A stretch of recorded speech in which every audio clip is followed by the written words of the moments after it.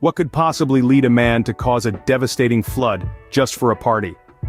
The answer to this question takes us back to the summer of 1993, in the quaint town of Quincy, Illinois.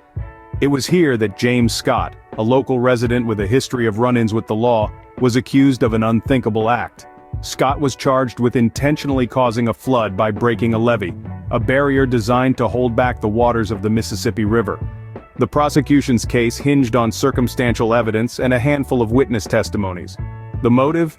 It was alleged that Scott wanted to keep his wife away so he could continue partying. Yet, the defense argued that the levee was destined to fail due to its condition and community efforts to reinforce it.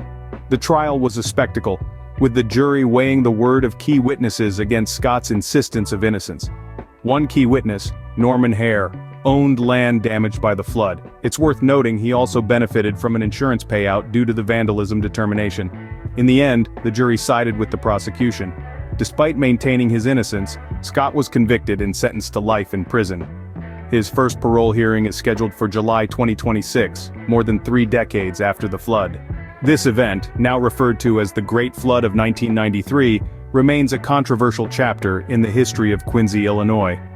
The case of James Scott raises questions about justice, motive, and the power of circumstantial evidence.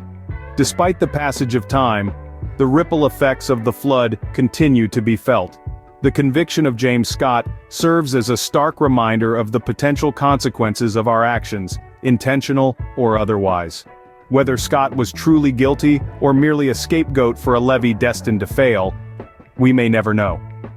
What we do know is that his story continues to captivate and caution us about the power of nature, and the lengths some people might go to just for a party.